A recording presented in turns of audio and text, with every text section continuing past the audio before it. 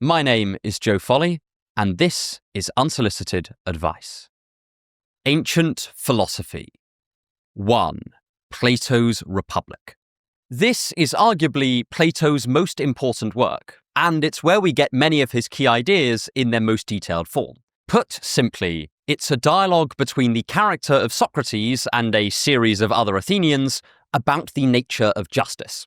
In order to find out what a just person is, Socrates suggests that they design a just city, and in doing so, Plato constructs a political philosophy, a philosophy of mind, and an ethical philosophy all in one. He discusses the importance of wisdom and reason for living a good life, as well as his firm belief that learning should guide governance. Here, we also get Plato's famous theory of forms, which holds that our concepts like man or horse or triangle exist in a non-physical world in this perfect, unaltered state. While most people today don't describe to this metaphysics, it heavily influenced the development of mathematics, and it was the mainstay of Christian theology for almost a millennium in a slightly altered form, going through Plotinus and then St. Augustine. Perhaps more important than any specific theory is the general chain of thought behind this kind of reasoning.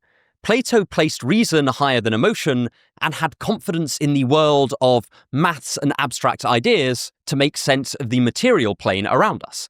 This would arguably forge the intellectual ethos for much of Western philosophy. There's a reason why Alfred North Whitehead once said that philosophy was merely a footnote to Plato. While I think that might be overstating things slightly, there's no denying the influence of this man, and of this work in particular. 2. Aristotle's Nicomachean Ethics. This is Aristotle's most influential ethical treatise, and it's the foundation of his theory of virtue ethics. Rather than just asking what is a good action, Aristotle asked what makes a good person, and argued that a good person had certain virtues like courage, temperance, and generosity. He also thought that developing these virtues would lead to eudaimonia, which is Greek for, roughly speaking, human flourishing. The first key idea from the Nicomachean Ethics that I want to hone in on is the golden mean. This holds that virtues lie somewhere between two polar extremes of a given property. So courage lies between cowardice and recklessness, and generosity lies between stinginess and profligacy. The virtue here is not necessarily the midpoint between these poles, but is instead a contextually dependent ideal point, which might change from person to person and obviously from situation to situation. The amount of bravery required by a soldier on the battlefield might be considered reckless for anyone else, or indeed that person at any other time. Another key focus of the work is friendship. Aristotle thought that friendships of virtue are almost essential to a happy and fulfilling life. He contrasts these with friendships of utility, where each person is just using the other to get ahead in some ruthless dog-eat-dog rat race-like game, and friendships of pleasure, which are purely based on enjoying one another's company. In today's often brutally individualistic world, I think this is a wonderful celebration of the power of friendship. 3. Epictetus's Discourses.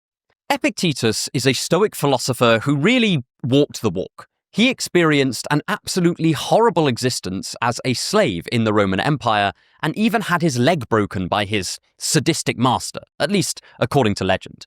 In this book, you will find many key Stoic ideas. There is the classic separation between what is in your control and what is up to fate, and outlines of many of the Stoic virtues like wisdom, courage, and temperance. I always recommend that people start here when it comes to Stoic philosophy. Whereas something like the Enchiridion is just a short guide, and Marcus Aurelius's Meditations is a diary with many repeated thoughts and ideas, this is a proper, in-depth philosophical discourse. Epictetus is also just my favourite Stoic philosopher. While everyone has their hardships, I find advice on bearing suffering that bit more credible when it's coming from a genuine ex-slave. And you can tell just how much this feeling of helplessness and a loss of control shaped Epictetus's worldview and his writings. But next, let's move from the ancient world to the study of meaning itself. You know it, you love it, it's existentialism. But this channel is all about learning and critical thinking, which is why I recommend you check out today's very kind sponsor, Brilliant. Everyone knows that learning subjects like maths or science can be incredibly difficult. These subjects get abstract and dense, and sometimes they make you want to tear your hair out. But this is where Brilliant comes into play. They have courses on everything from programming with Python to classical mechanics to learning how large language models work. And each one is crafted by award-winning research teams. The best part is that with Brilliant, you learn by doing, which makes information stick in your mind much more effectively. It's also just a great antidote to scrolling, since with their app, you can complete quick lessons or exercises on the go rather than getting lost in the quagmire of an internet argument or doom scrolling on social media. Later in the video, we'll be discussing some books on logic. And if you want to build on some of those concepts, you can check out the logic courses on Brilliant, which are great tools for aiding your critical thinking and just seeing what logic is about. To try everything Brilliant has to offer for free for a full 30 days, visit brilliant.org/unsolicited advice or scan the QR code on screen. Or you can just click the link in the description. I don't mind which. You can also get 20% off an annual premium subscription, so please do check that out. But anyway, back to the video. Existential philosophy. 4. Friedrich Nietzsche's Thus Spake Zarathustra. Nietzsche considered this his magnum opus. It is basically impenetrable without context, but if you read it alongside something like the Cambridge Companion to Nietzsche, you'll notice that it contains many of his key ideas in some form. To hone in on just a few, we are introduced to the problem of nihilism through the figure of the last man, a kind of comfort-seeking creature who strives for nothing higher than their own short-term pleasure and who never achieves any kind of mastery over themselves as a result. This represents Nietzsche's feeling that humanity could ultimately waste its potential. We also get a detailed examination of the Übermensch. This was the powerful person who Nietzsche thought could overcome nihilism and create new values in a new world without God and without religion. Finally, we get the eternal recurrence. This was Nietzsche's great thought experiment, which asked us to consider how we would react if we found out we would have to repeat this life, the one we're living right now, over and over again for eternity.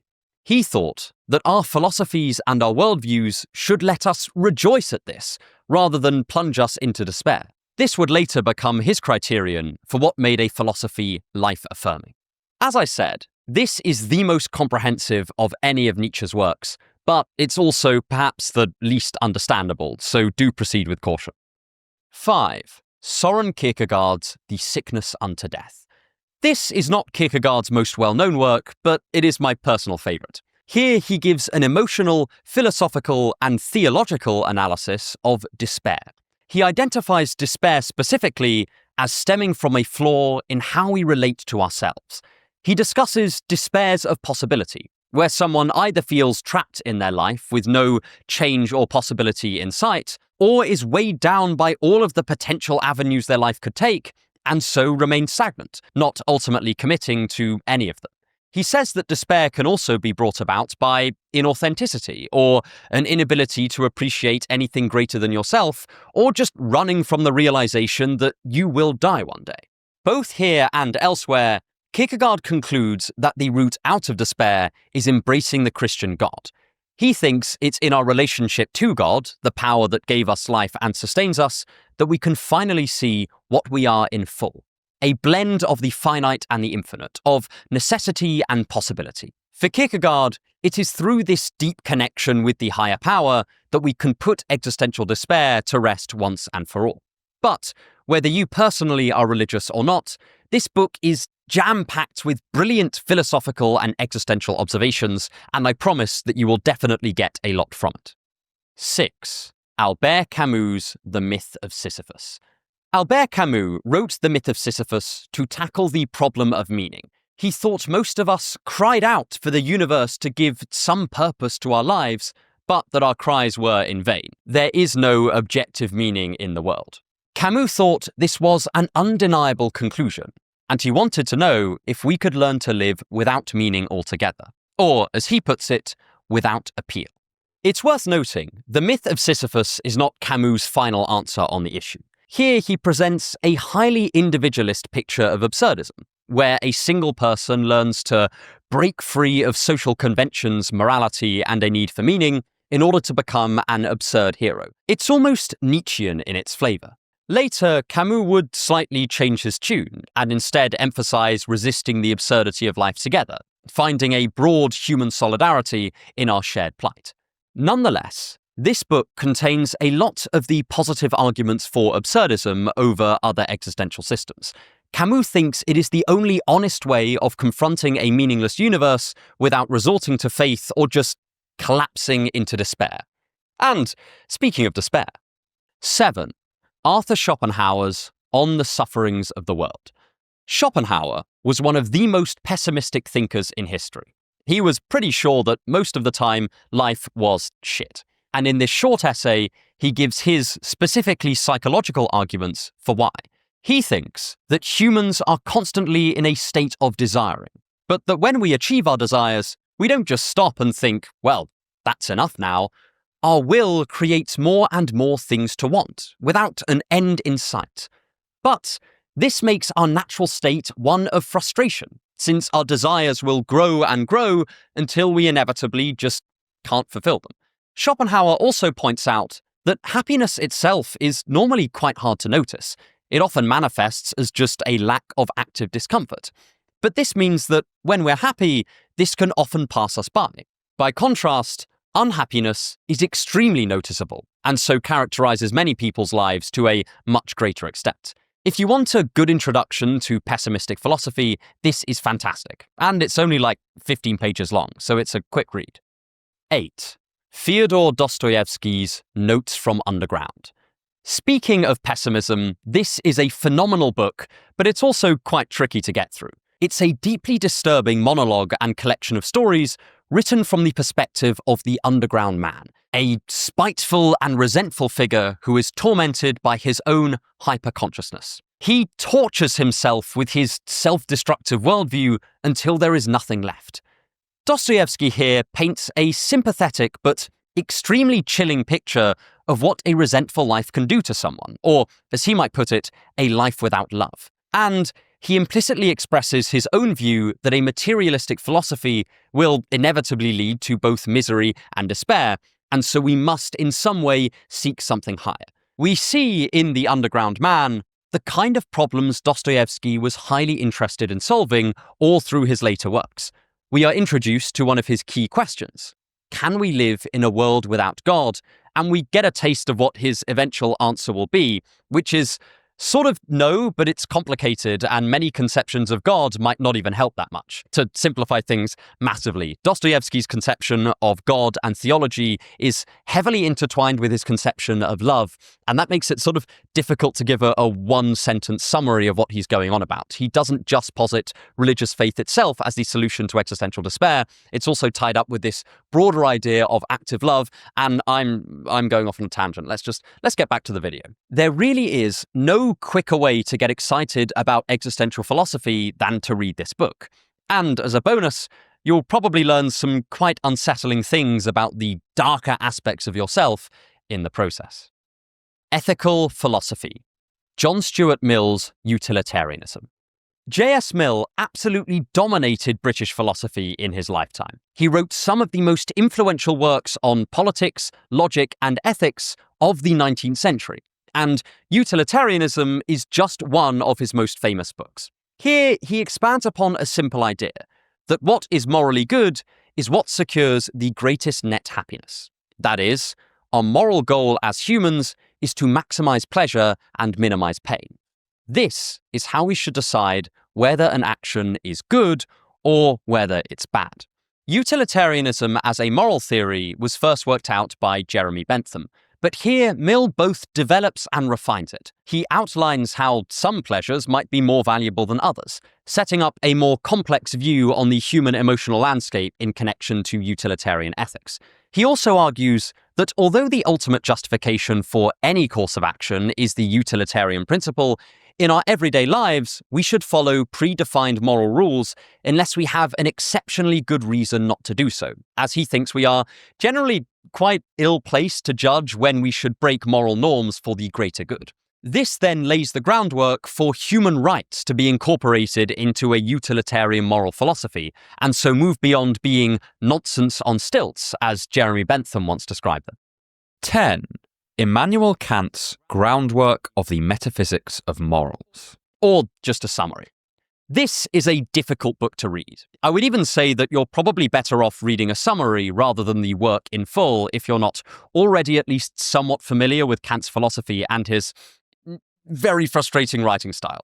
Here, Kant outlines his radical moral philosophy, where he attempts to deduce infallible moral laws from human reason, rather than appealing to a deity directly. Though, I should mention God is heavily involved in the final form of Kant's ethical system. Kant thinks that the most important moral fact about humans is our reasoned agency.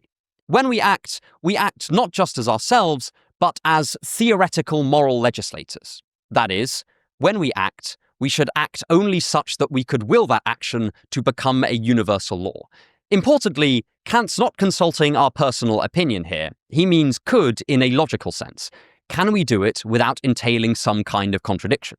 For example, he thinks that we can never justify murder because if murder became a universal law, we would all be murdering one another, and so none of us would exist to do any more murdering. He calls his moral law the categorical imperative, since he thinks it's a command that does not rest on any prior conditions. It always holds. It is categorical. In addition to the universal law formulation, there is also the formulation to not treat people as means but only as ends, and the one that suggests we should act in such a way as to bring out a perfect kingdom of ends where everyone is seen as an end in themselves. Kant thinks these are ultimately all equivalent and will dictate exactly the same actions. I obviously can't do justice to the full complexity of Kant's thought here, and to be honest, the way I've explained it in this video isn't that good. There's only so much you can go into in 200 odd words. But I do think that Kant's ethical philosophy is definitely worth checking out for yourself, for its sheer argumentative beauty, if nothing else. 11. Peter Singer's Practical Ethics. This is often the standard introduction to applied ethics in undergraduate philosophy courses, and it's for very good reason. Singer covers a wide variety of topics, from animal rights to economic inequality, and examines them from his own utilitarian perspective, while also giving background on what other thinkers might make of these issues. It's more of an anthology of essays and doesn't give one unified argument, but it's a highly compelling read because it brings some of these more theoretical ethical philosophies that you might have already learnt down to earth. It's all well and good being able to recite ethical theories by heart, but now we have to apply them in the messy, imperfect world that we inhabit. And this book is a fantastic place to start in tackling this problem. 12. Elizabeth Anscombe's Modern Moral Philosophy. Elizabeth Anscombe is eternally underrated. Witty, incisive, and razor-sharp, she made huge waves in ethics, philosophy of language, and more. Here, she tackles a wide variety of issues in quite a short paper. She argues that moral philosophy has become too focused on the concept of an objective and universal moral ought, and should instead take a more nuanced psychological angle.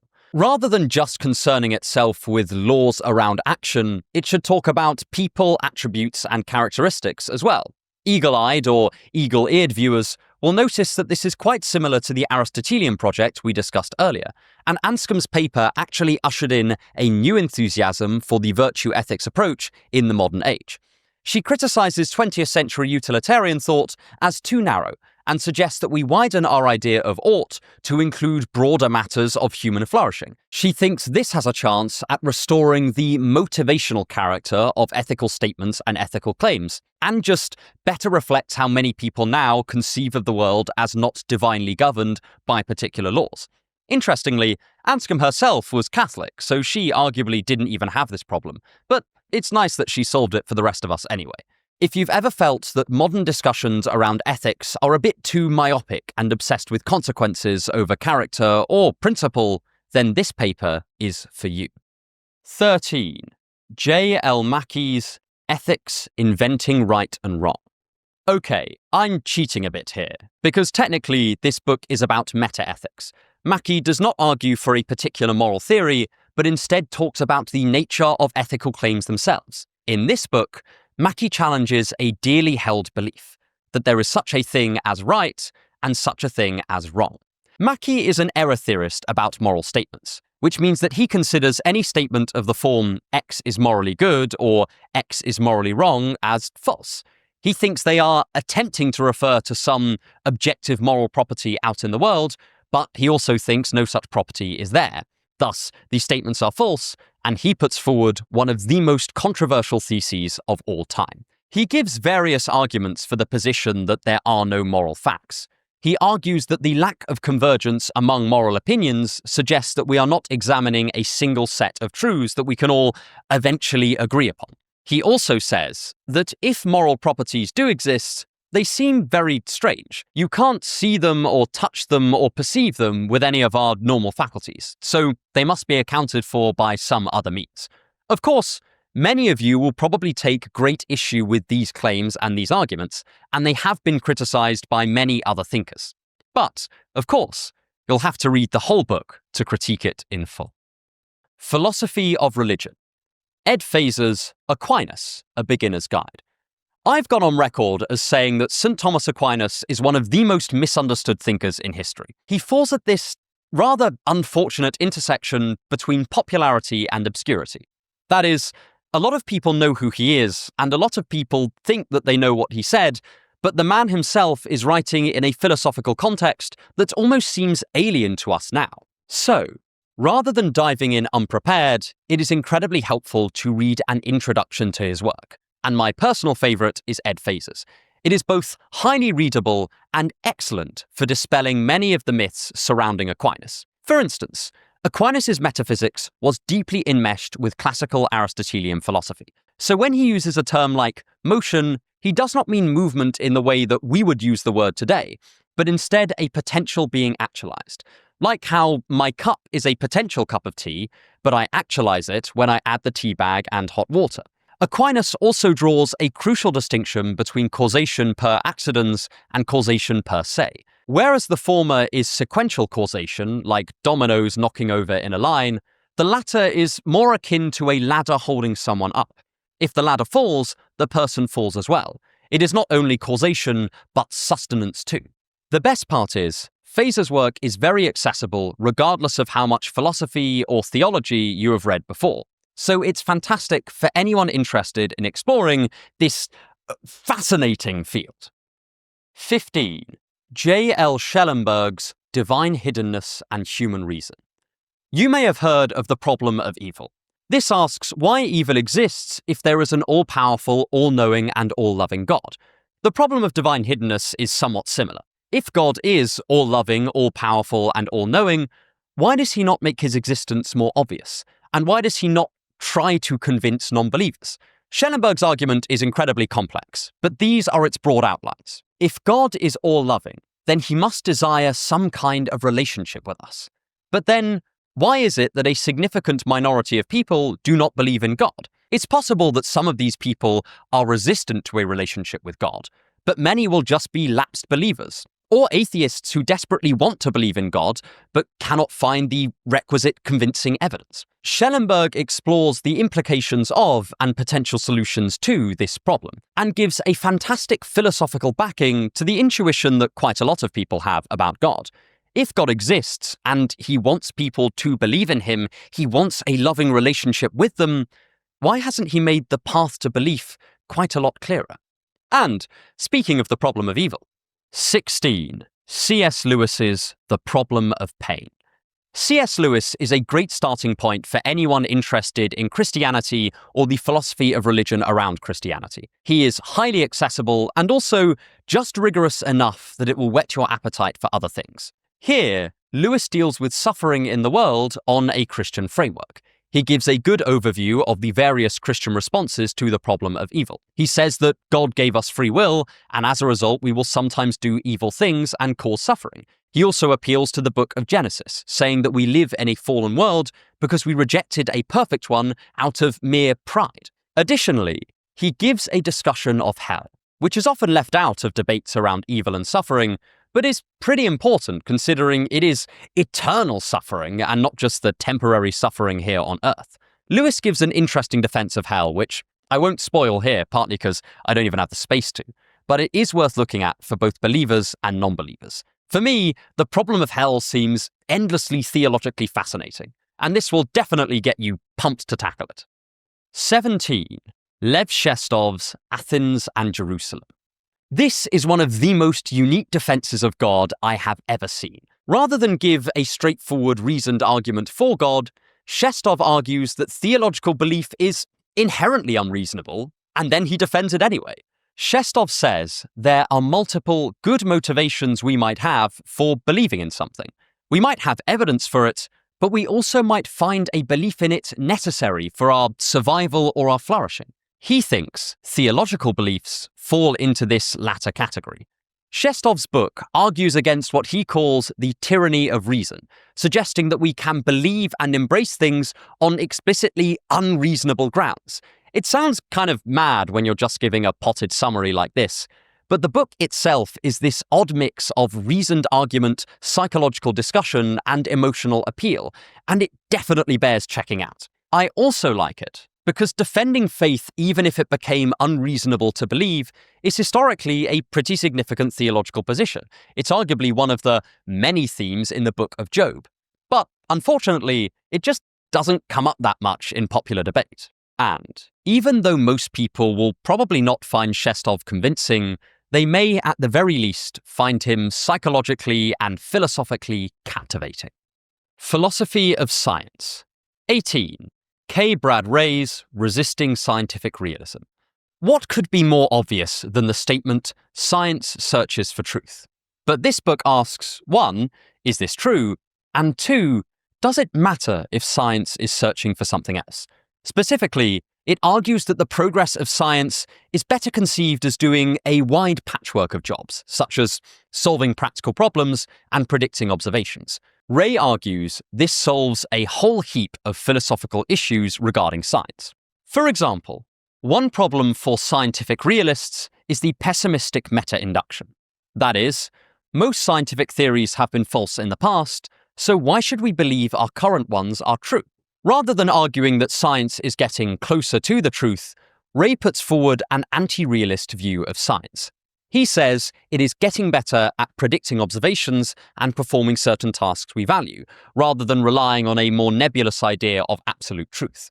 Not only does this solve the problems with the realist conception of science, it also makes untrue but useful assumptions, like the assumption that liquid is continuous in fluid dynamics, an unproblematic part of the scientific process. It was also the book that got me hooked on the philosophy of science, so it has my personal recommendation for that. 19. Karl Popper's The Logic of Scientific Discovery. Karl Popper is an absolute giant of 20th century philosophy. He wrote about politics, language, science, and much more. In this work, he gives his famous falsifiability criterion for science. Essentially, he thinks what separates scientific study from other fields is that it makes falsifiable claims about observations. That is, a scientific theory will give a series of predictions, and if the predictions do not happen, then the theory is falsified and we can dismiss it. He contrasted this with metaphysical statements, which certainly had arguments for and against them, but could not be directly falsified by observations. Later on, this would become the basis for his analysis of pseudoscience, where he says that pseudoscientific statements pretend to be falsifiable and thus pretend to be science, but are not. Popper's thoughts in this book dominate the popular conception of science today. If you've ever thought that a given idea seems fishy or that it's pretending to be scientific, but you could not put your finger on exactly why, then Popper will probably give you an argument to explain it. There are certainly critiques of Popper's view, and I've even made some of them in my prior videos, but he is still a genius, and this is still the basis for much modern thinking about scientific knowledge, the definition of science, and its place in the world. 20. Philosophy of Pseudoscience, edited by Massimo Pigliucci and Martin Bowdry. One of the most hot-button issues in philosophy of science is pseudoscience. We want to know what pseudoscience is, how to spot it, and how not to be misled by it. This collection of essays brings together leading philosophers of science to tackle key questions about and around pseudoscience. Some of it is straightforward philosophy, but It also touches upon psychology, what makes people believe pseudoscientific claims, and sociology. How do pseudoscientific communities actually operate? One of my favourite essays in this volume is by Nareta Coerge, who argues that pseudoscientific communities are composed largely of belief buddies, who do not subject claims to criticism based on observation, but instead whether they cohere to a group orthodoxy which is itself uncritically supported. A number of other thinkers also propose cluster concept definitions of pseudoscience, where it can't be identified by a single property or a set of necessary and sufficient conditions, but instead a cluster of them that are held to greater or lesser degrees. This also allows us to not just think in terms of pseudoscience and real science, but also more scientific and more pseudoscientific. It is possible that some sciences are more rigorous than others, say because their subject matter is inherently more predictable. And it's also possible that some pseudosciences are far more egregious than others. These are just a couple of papers in the book. It covers far more than this, but unfortunately, we have to move on.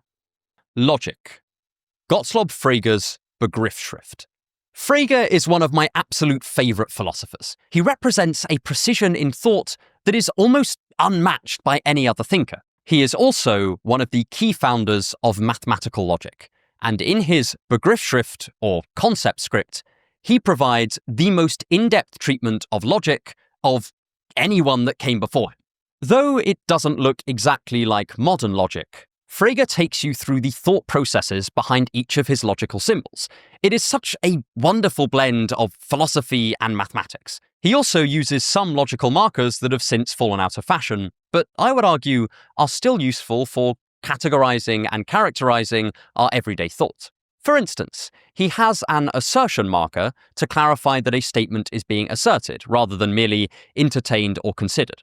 This sort of thing doesn't really crop up a lot in modern logic, but it does encourage you to think about your relationship to the propositions and statements that you use. Most importantly, Begriffsschrift gets you inside the mind of an absolutely brilliant thinker, and just by systematically going through it, you will become more precise and more rigorous in your own thought. But if you're going to learn logic, a more general introduction can also be helpful. 22. Christopher Leary's A Friendly Introduction to Mathematical Logic. Okay, this is sort of cheating again, because this isn't a philosophy book at all, but it is the most entertaining and easy-to-read introduction to mathematical logic on the market. It takes you through propositional logic, predicate logic, and hardcore logical findings like Gödel's incompleteness theorems in a way that feels downright pleasurable. If you have any mathematical background at all, this book will be very accessible, and you'll probably get through the first half fairly quickly. The more technical stuff in the second half may take some time to understand, but it is still eminently doable. You might just have to read it more at the pace of an undergraduate maths textbook than an easy or casual read. It's still not like those yellow graduate texts in mathematics that take forever to get through, though. I think I've even got one on my shelf. I've got the graduate text in mathematics for model theory on my shelf, and that book, while brilliant and a fantastic reference if you ever need to know anything about model theory, is also absolute hell to read. On the other hand, if you don't have too much grounding in maths, this book will be a little challenging. You might be better off with some of the introductions on the Open Logic project, as they are incredibly readable. On a side note, I am personally going to put together some webinars for basic logic that you can sign up and attend, but they probably won't be out for a while, and hey, if you've read any of these books, you won't even need to come to them. I've probably shot my sails in the foot there, but hey hum. Philosophy of Language. 23. Michael Potter's The Rise of Analytic Philosophy. Philosophy of language was a big topic in the late 19th and early 20th centuries. This was a period of intense logical analysis of our speech, not so much to see how our language actually functioned in practice, but to clean it up into something a little bit more precise and a little bit more logical. This project has since fallen out of fashion considerably because of an increasing appreciation of just how complex language is and all the different purposes it can serve. But the way that these thinkers approached their work was so precise and so rigorous that it is valuable to study regardless. It will make you consider exactly what you mean when you are using words and making arguments. Michael Potter's book is a critically acclaimed study of the key thinkers of this period, Gottlob Frege, Ludwig Wittgenstein, Bertrand Russell, and Frank Ramsey. Each of them is well worth reading for themselves, but Potter gives a detailed overview of their key ideas and places them in their historical context. This is especially helpful for Wittgenstein's early work, Tractatus Logico-Philosophicus, as it can be incredibly difficult to read it in isolation. I particularly recommend the chapters on Frank Ramsey, just because he is one of the most underrated thinkers in history and died tragically young. If everyone knew his work, I don't know if the world would be a better place, but I know it would certainly make me happy. 24. Paul Grice's Logic and Conversation. A deeply underrated part of language is implicature. This is when we say one thing, but we imply another thing because of the context in which we say it. For example, a professor I knew once had to write an academic reference for an incredibly poor student. Pressed for things to say, he wrote down that the student was very good conversation, because it was the only true, nice, and relevant thing the professor could think of. There is nothing about the phrase, he is good conversation, that directly criticizes the student's abilities, but it was about what the professor did not say. In the context of an academic reference, you are meant to say everything positive you can about a student's academic performance. And so this implies that the professor could not think of anything else, which, incidentally, he couldn't. In this quite short paper, Grice argues that when we talk to one another in ordinary conversation, we implicitly agree to a set of maxims, like being informative, honest, relevant, and clear, in order to encourage cooperation within language use. But if someone seems to break these rules, it lets us know that they are implying something. In my above example, the professor broke the rule to be informative, because they didn't comment on the academic performance of the student much at all. In context, this implies that they are a poor student because the professor didn't have anything nice to say. Likewise, the phrase sleeping with the fishes doesn't directly state that someone is dead, but it implies it by being obscure. You can apply this analysis to jokes, political speech, and just ordinary conversations, and you'll have to take my word for it that this is surprisingly fun. 25. Ludwig Wittgenstein's Philosophical Investigations. This is one of Wittgenstein's posthumously published works, and it completely transformed the way philosophers look at key aspects of language. As we just said, philosophers went through a period of considering language primarily in terms of semantic meaning and logical structure, but this is only a tiny fraction of how we use it. In this work, Wittgenstein gives an entirely different view on both language and linguistic behavior, and it's one that is still extremely useful and insightful today. Here, Wittgenstein conceives of language in terms of language games. These are interactions between people towards certain purposes. Some language games are incredibly explicit. The language game of a written play has a main objective: perform your lines to the best of your ability in order to affect an audience. But often, language games in practice are much vaguer. For example, in a comedy routine, you are often allowed to use coarse language to make jokes, but you also can't be so coarse that it undermines the comedy or that you lose the audience. Wittgenstein also provides a new way of thinking about definitions in terms of family resemblances. Think about how you label something a sport. Sports tend to share some common properties. They involve physical excellence and competition and often involve teams. But they don't all have all of these properties. Some purported sports, like chess or esports, seem to break the first condition, whereas others, like dance, seem to break the second. The term sport isn't neatly defined by necessary and sufficient conditions. Instead, we spot these little similarities between the ways we use the word, and then this influences the future usage of the word. You can apply this to real-world debates in endless ways. Almost any time a definition is in dispute, this book can help. But now let's move from language to knowledge. Epistemology. 26. David Hume's An Enquiry Concerning Human Understanding. David Hume spent a lot of his life telling people the limits on what we can sensibly know, and this is no exception.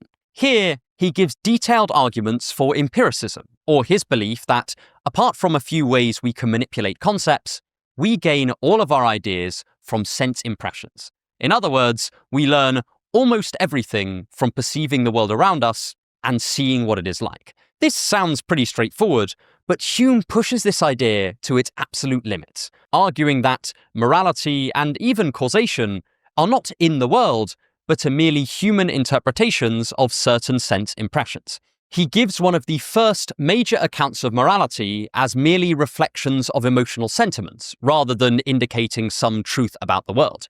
And he also places hard limits on what we can know. If we are not either studying a relation of ideas, that is, examining the definitions in our concepts, or considering a matter of fact which pertains to observational experience, then he thinks we are overstepping our epistemic bounds.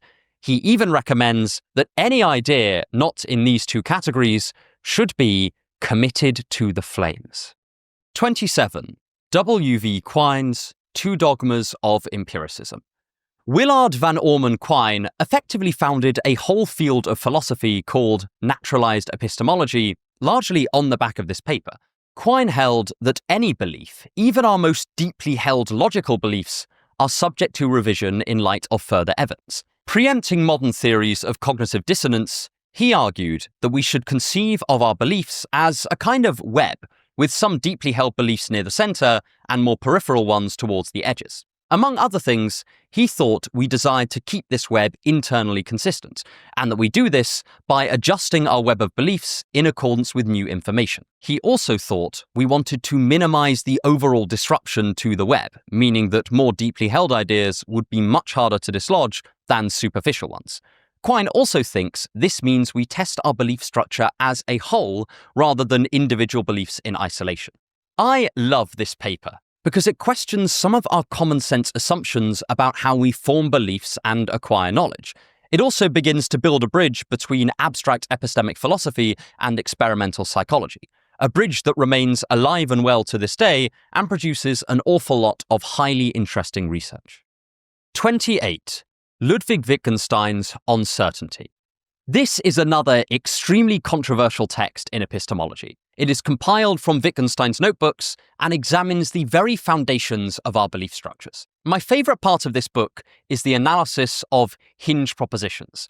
Wittgenstein argues that in order for one belief to justify another, the justifying belief has to be more strongly held and more strongly justified than the belief it is justifying.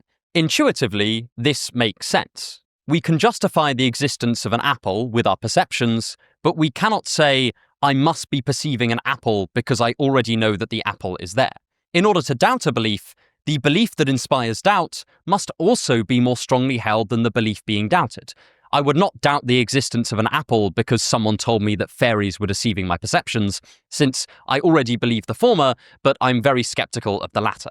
But Wittgenstein points out that this means our most strongly held beliefs cannot be doubted, but they also can't really be justified either. Every one of us, no matter how rational or objective we think we are, have a set of beliefs that we simply must assume to make the rest of our epistemic framework function. It is difficult to overstate just how revolutionary this idea is, and it's only one of the many Wittgenstein puts forward in On Certainty. Even in the stuff he didn't publish himself, Wittgenstein is irritatingly brilliant. And now, some miscellaneous personal favourites. 29. Cheryl Mizak's Cambridge Pragmatism. Long-term viewers of the channel will know that philosophical pragmatism is kind of my hobby horse, and this is the best academic history of it out there. If I were to sum up pragmatism in a horribly oversimplified statement, it is viewing philosophy and philosophical issues from the perspective of actual human people attempting to solve problems. It treats humans as naturalistic agents trying to fulfill their own desires and needs in quite a challenging world. Pragmatist philosophers don't just ask, what does this concept mean, or is this statement true, but instead asks, what do these concepts or ideas do? How do they serve the human who is proposing or acting in accordance with them? Here, Mizak gives an introduction to some of the greatest pragmatist thinkers in the 20th and late 19th century, like C.S. Peirce, William James, as well as Frank Ramsey and the later Wittgenstein. If you ever thought that philosophy could do with being a bit more down to earth, or have a more realistic view on how humans behave and think, then this is the book for you. If you want to look into more modern pragmatist thought, the two thinkers that I would look at are Hugh Price and the philosopher of science, Ha-Seok Chang. Both of their work is exceptionally brilliant and also incredibly clearly laid out. Now, down to the final two. 30. Stendhal's On Love. This is perhaps stretching the definition of philosophy, but I will die on the hill that Stendhal was a phenomenal philosopher of emotion, and particularly of love. The actual book is just a collection of observations Stendhal makes of both himself and other people in love, but they are just so unflinchingly insightful. Stendhal does not even attempt to save face by shying away from love's more embarrassing aspects, but he picks them apart with startling precision. Perhaps the most famous idea in On Love is crystallization. This is where we fixate on our lover so much that the version of them that exists in our imagination no longer really resembles them at all, but is an aggrandized, near-perfect version of them that is certain to capture our attention. This notion that we can fall in love with the idea of someone rather than the person themselves has been highly influential and was later developed by psychologists into the theory of limerence. Limerence is a kind of obsessive affection and attraction where our idea of our beloved dominates our thoughts until they become almost unrecognizable and we become tragically, hopelessly enamored with them. I have a full video on this called Why Crushes Are So Painful if you want a more detailed look, but there really is no substitute for reading the work for yourself. 31. Fyodor Dostoevsky's The Brothers Karamazov. This is considered by many to be the greatest novel of all time, and it is, personally, my favorite book. I wish I had a more obscure one so I could seem cooler, but this is it. I don't want to spoil too much of the plot, but essentially, it concerns a family, the Karamazovs, and their differing philosophies. The father, Fyodor Karamazov, is a drunken philanderer. Dmitri, the eldest, is occupied almost entirely by his sensuality, emotion, and physicality. Ivan, the middle brother, is an intellectual struggling to come to terms with his conclusion that if God does not exist, then everything is permitted, and his belief that God does not, in fact, exist. And Alyosha, the youngest, has an innocent and spiritual disposition, though he is plagued by his own doubts about God, evil, and justice in the world. Dostoevsky explores so many themes in this work, it is difficult to lay them all out here. There is intense psychological analysis, theological questions on the nature of God and faith, philosophical issues of meaning and existential motivation, and a hell of a lot more. Many of these questions are addressed in other books on this list, but seeing them in this novel form really animates them both philosophically and emotionally. We can sometimes forget that existential philosophy is not just about arguments and critical analysis, it is about how to live, how to feel, and how to find fulfillment. And the novel is the perfect way to tackle this side of these vital issues. So, there is my list. I really hope I've persuaded you to give one or more of these books a good go. And if you want some more book recommendations, then check out my video on some historically banned books right here. I hope you enjoyed the video and have a wonderful day.